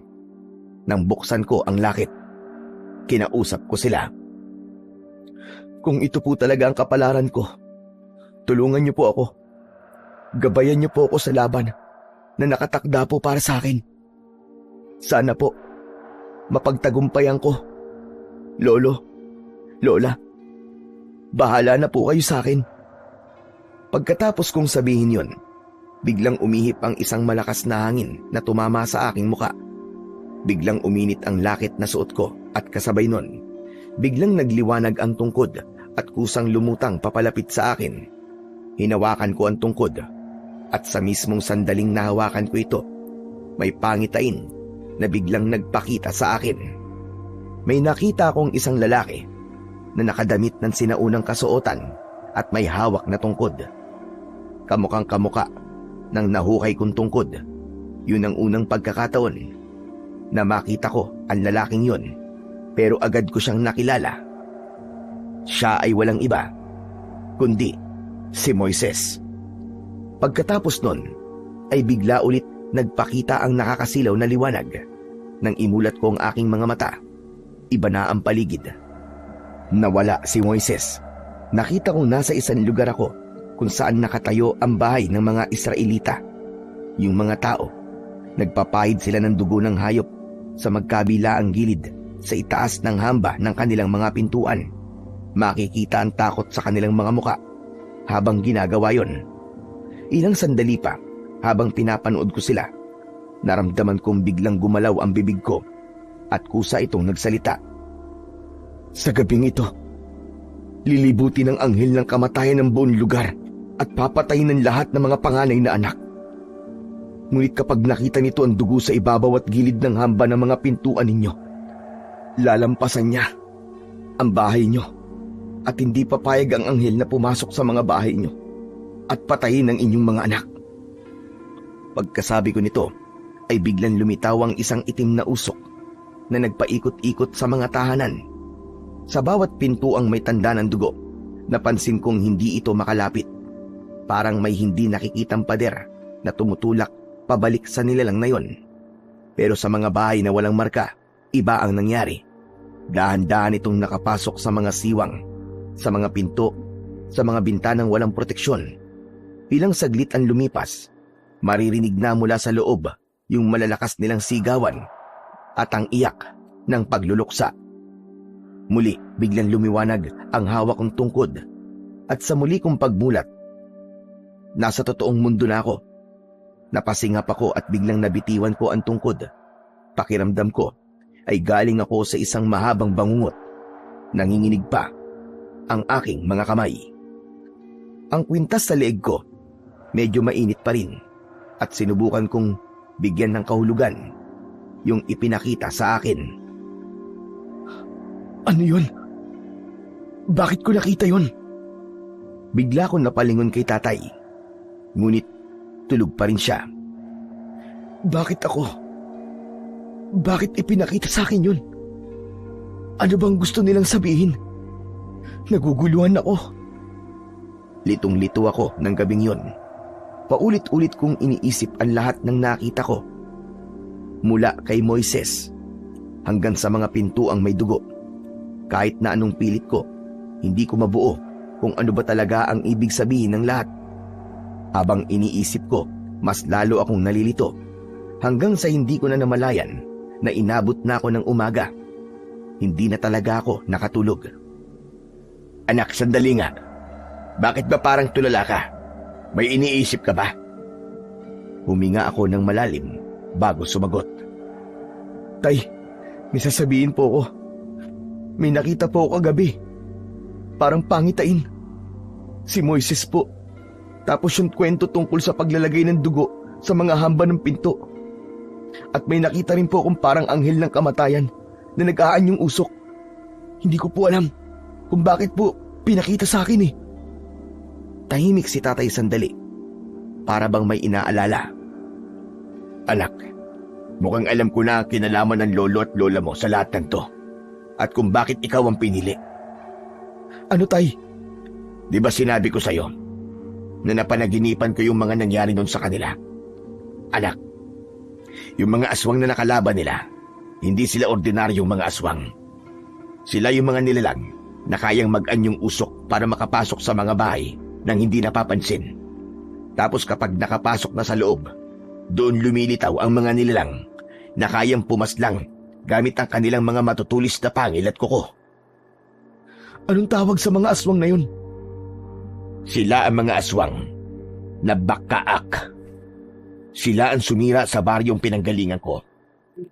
At sila rin ang pumatay kina lolo at lola mo, pati na sa mga albularyong kasama nilang lumaban noon. Ang ibig sabihin tay, yung pangitain ay posibleng maganap ulit yung pangyayari na yun? Posible anak, kaya kailangan natin balaan ng mga tao. Balaan ng mga tao? Meron po bang maniniwala sa atin tay? Maaaring meron o wala, pero mahalaga masabi natin sa kanila ang babalang ipinakita sa'yo. Kung sakaling may maniwala, paano po natin sila maililigtas? Anak, hindi mo pa ba nakuha yung mensahe ng tungkod sa'yo? Hindi po tay eh. Bigla ko natigilan nang maisip ang isang bagay. Hanggang sa napatitig ako kay tatay. Teka, naiintindihan ko na po. Gusto niyang tularan ko yung ginawa noon ng mga Israelita. Yung naligtas sila mula sa anghel ng kamatayan dahil sa mga tanda na nilagay nila sa hamba ng pintuan. Tama ka anak, kaya halika na. Balaan natin sila. Agad kaming naglakad ni tatay pauwi sa baryo. Maaga pa, kaya karamihan ay abala sa paghahanda ng almusal o paghahanda sa pagpasok nila sa kani-kanilang mga trabaho. Ipiniliwanag namin ang panganib sa kanila. Sinabi namin na maglagay sila ng tanda sa mga hamba ng pintuan. Kailangan ay dugo ng kahit na anong hayop para may proteksyon sila. Pero hindi naging madali ang lahat. Habang binabalaan namin sila, napansin kong marami ang hindi naniniwala. May mga tumatawa at napapailing. May ilan na nakinig, pero agad ding tumalikod na parabang walang saysay ang mga sinabi namin. Pagkatapos ng halos kalahating araw, napaulit-ulit na pakiusap at pagmamakaawa, iilang bahay lang ang pumayag na maglagay ng tanda. Ang karamihan, binaliwala lang kami. Nagpatuloy pa kami sa paglalakad hanggang sa makarating kami sa bahay nina Auntie Corazon at Uncle Chris. Naroon pa rin ang lamay ng asawa ni Auntie at may ilang taong nagbabantay at nakikiramay sa harapan. Paglapit namin, sabay-sabay silang napatingin. Kita ko kagad ang gulat sa mukha nila nang makita si tatay. Paglapit ng mga kapatid niya, agad nila kaming tinanong, Nandito ka ba? Para maggulo? Wala akong balak na ganyan ate. May sasabihin lang ako. Ano yon? Kung tungkol ito sa lupa, sinabi ko na. Itutuloy namin yung pag-uukay pagkatapos ng libing. Hindi mo kami mapipigilan. Hindi naman ako nagpunta rito para pigilan kayo eh. Saka hindi rin naman na ako kukontra. Teka, totoo ba yan? Ba't ang bilis mo atang kausap ngayon, kuya? Ano bang kapalit? Yung kubo at lupa sa bukid. Ibigay niyo sa amin ng anak ko. Kapalit ng lupa ko dito sa baryo. Nagkatinginan muna silang magkapatid bago sumagot sa akin. Sige, payag kami. Deal na yan ha. May isa pa akong kondisyon. Ano na naman yon? Mamayang gabi, isarado niyo ang bahay niyo. Huwag kayong tatanggap ng kahit sinong bisita, kahit kakilala pa ninyo. Magkatay kayo ng manok o kahit na anong hayop na meron kayo. Sahurin niyo ang dugo at ipuna sa mga hamba ng pintuan. Sa taas sa magkabila ang gilid. Pagkatapos, lutuin niyo ang karne at pagsaluhan niyo mamayang hapunan. Lama ito ng asawa ko. Bakit ko naman gagawin yan? Basta gawin niyo. Para ito sa kaligtasan niyo. Hindi ako nagbibiro. Yung dalawang yun lang ang hinihingi kong kapalit. Walang sumagot sa dalawa. Pareho lang silang nagkatinginan at pagkatapos ay dahan-dahan ang tumalikod at bumalik sa loob ng bahay. Pag-alis namin doon, dumiretso na kami pauwi at pagdating doon, agad kaming naghanda para sa mga paparating na kalaban. Makalipas ang ilang oras, habang papagabi, pabigat ng pabigat ang nararamdaman ko. Para bang may ibinubulong ang hangin. Bigla kaming nagkatinginan ni tatay nang makarinig ng malalakas na alulong ng aso mula sa hindi kalayuan. Tay, tara na! Mukhang paparating na sila! Kumpleto na ba mga gamit mo, anak? Yung kwintas nasa iyo na? Yung tungkod? Opo, tay. Nandito na po lahat. Mabuti naman kung ganun. Pero alam mo, anak, kanina ko pang gustong sabihin sa iyo to eh. Paano kaya, anak, kung dito na lang tayo sa bahay? Huwag na tayong lumabas. Tay, hindi po pwede. Marami po mamamatay panigurado. Tulad po na sinabi ng Kastila na yun. Ay, nako. Kung bakit ba naman kasi binalaan na? Ayaw pang maniwala.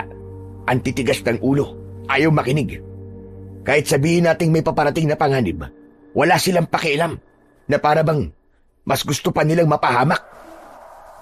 Ganyan po talaga, tay. Hindi lahat maniniwala hanggat walang nasasaktan. Pero tay, kahit ganun, hindi natin sila pwedeng pabayaan. At gagawin ko po ang lahat para maipagtanggol sila at mailigtas sa mga masasamang nilalang. Tama ka, anak. Pinagmamalaki kita. Salamat po, tay. Pero sana po, matapos na po agad ang gabing ito nang walang masyadong dugong dumanak. Magaling ka, anak. Manalangin ka sa Panginoong Diyos upang matupad ang hiling mo na yan.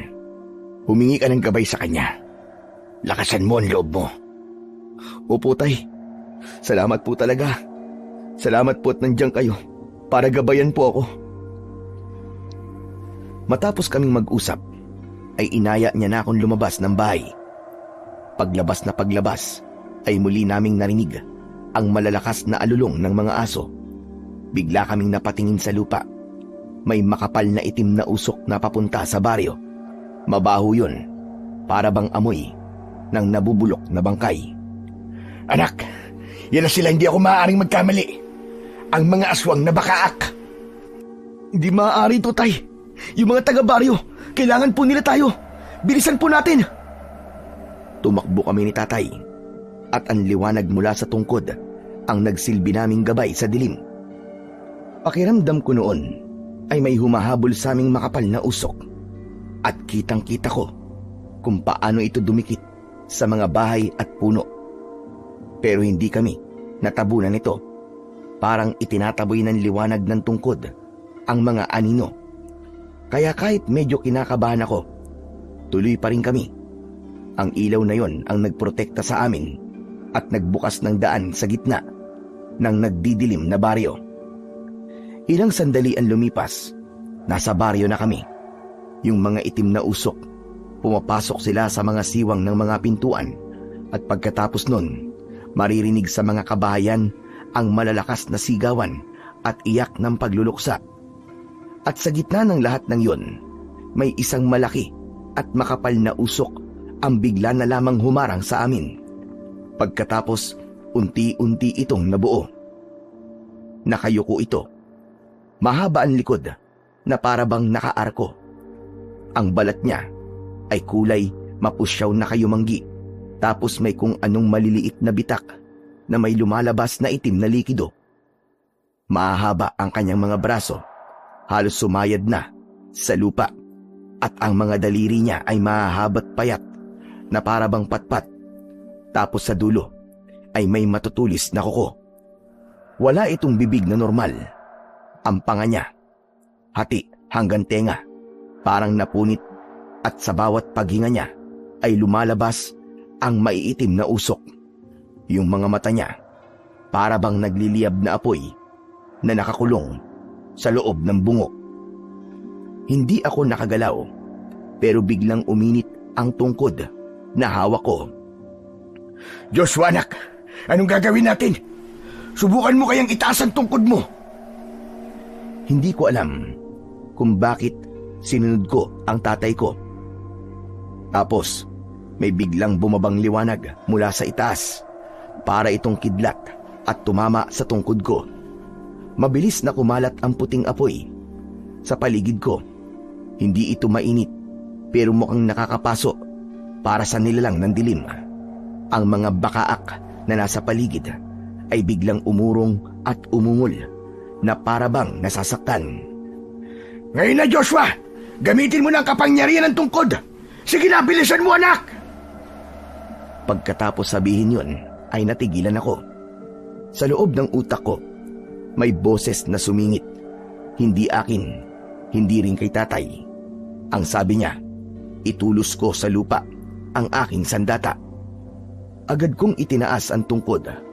Tapos ay buong lakas kong itinusok ito sa lupa. At mula sa lugar kung saan nakatulos ito, may lumabas na liwanag. At pagkatapos, lahat ng mga aswang na nadadaanan nito ay natutunaw. Parang mismong lupa ang kumakain sa kanila. Biglang nagwala ang kaninang bakaak na nabuo sa aming harapan. Galit na galit ito, tumalon sa ere at sumugod papunta sa direksyon ko. Ay! Hindi ka niya maaabot, anak! Hawakan mo lang ng maigpit ang tungkod mo! Nang makalapit ito sa amin, biglang nabuo ang isang bilog na liwanag. Paglapit niya sa amin, biglang nagliyab ang balat niya. Umiyak siya nang dahil sa labis na sakit. Muli, may narinig akong tinig sa loob ng aking utak. Itaas ko raw ang tungkod at itapat ito sa aking mga kalaban. Agad ko itong ginawa. Isang malakidlat na liwanag ang biglang lumitaw mula sa tungkod. Isang tuwid na liwanag na tumama diretso sa dibdib ng halimaw. At sa huling pagkakataon, sumigaw ito habang unti-unting nasusunog. Sa huli, walang natira sa kanya, kundi abo. Nang mapaslang na ang kanilang pinuno, biglang bumalik ang katahimikan sa baryo. Unti-unting lumiwanag ang paligid nang naglaho na ang mga natitirang itim na usok na kanina lang ay bumabalot sa buong lugar. Tay, tapos na. Nagtagumpay tayo. Tama ka, anak. Natalo mo sila. Natalo mo ang kadiliman. Ilang sandali pa, unti-unti nang humina ang liwanag ng tungkod. Samantala, ang pangyayaring yon, marami ang namatay. Kasama na roon sina Anticora na hindi sinunod ang bilin na maglagay ng tanda sa mga pinto at bintana. Tahimik na nakatayo si Tatay Lando at si Uncle Chris sa tabi niya. Hawak nila ang malamig na kamay niya. Hindi sila nagsasalita, pero kita ko ang lungkot sa kanilang mga muka. Ilang sandali pa, nagsilabasan mula sa kanilang mga bahay ang mga nakaligtas, lalo na yung mga naniwala at sumunod sa mga sinabi ko. Nilapitan nila ako, umiiyak at nagpapasalamat. Hindi sila makapaniwala sa nangyari. Ako man, hindi ko rin lubos maisip na buhay pa kami matapos ang gabing yon. Salamat po, Panginoon. Salamat po sa paggabay sa akin. Salamat po sa pagpapaintulot mong magamit ko ang banal na bagay na ito laban sa kasamaan. Matapos kong mabanggit ang dasal, narinig kong nag-usap ang dalawa. Kuya, patawad. Bakit? Ano ang hinihingi mo ng tawad? Hindi kasi namin pinakinggan. Tapos pinagtawanan pa namin kayo. Akala namin nababaliw lang kayong mag-ama eh. Pero totoo pala mga sinasabi ninyo. Kung nakinig lang sana kami ni ate, sana buhay pa siya. Chris, wala kang kasalanan. Hindi kita sisisiin. Wala namang may gusto nang nangyari. Wala na tayong magagawa, kundi ang ipagdasal siya. Ang mahalaga, buhay ka. Ligtas tayo. Salamat kuya. Salamat sa inyong dalawa. Utang namin sa inyo ang aming mga buhay. Salamat din. Siya nga pala. Simula ngayon, ayusin na natin ang pamilya natin, ha? Oo kuya. Salamat. Dahan-dahan silang nagyakap. Tahimik lang akong nakatayo sa tabi nila. Pinapanood ang sandaling yon. Napagtanto ko na kahit na maraming sigalot kaming napagdaanan, may pagkakataon pa rin para magsimula ng panibagong buhay. Samantala, pagkatapos ng nangyari, marami sa mga taga-baryo ang lumipat na sa ibang lugar dahil sa takot, pero may ilan din na piniling ipagpatuloy ang buhay doon. Si Uncle Chris at tatay dahan-dahan ding bumangon mula sa lungkot. Nakita ko kung paano nilang tinanggap ang nangyari at nagsimulang buuin muli ang buhay tulad ng ibang mga taga-baryo. Ako naman, natutunan ko kung gaano kahalaga ang yamang ipinagkaloob sa akin. Isang uri ng kayamanan na nagbigay buhay sa marami at nagturo sa akin ng maraming bagay tungkol sa tapang, pananampalataya at pagmamahal sa pamilya. Habang lumilipas ang mga araw, unti-unti ring nagiging maayos ang baryo. Ang mga marka sa pintuan naging paalala ng gabay at proteksyon na hatid ng tungkod, at umaasa kaming hindi na muling babalik ang mga masasamang nilalang.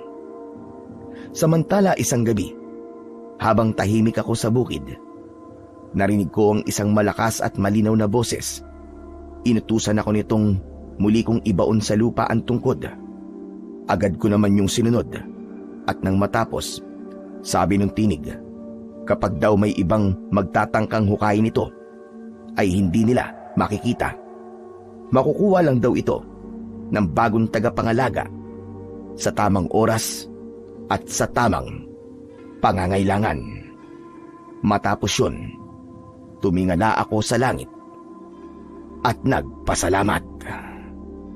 Dito na po natatapos ang aking kwento ng kababalagan. Ano po, ay may napulot po kayong aral sa kwentong ito at magkaroon pa kayo ng matinding pananampalataya sa ating Puong May Kapal.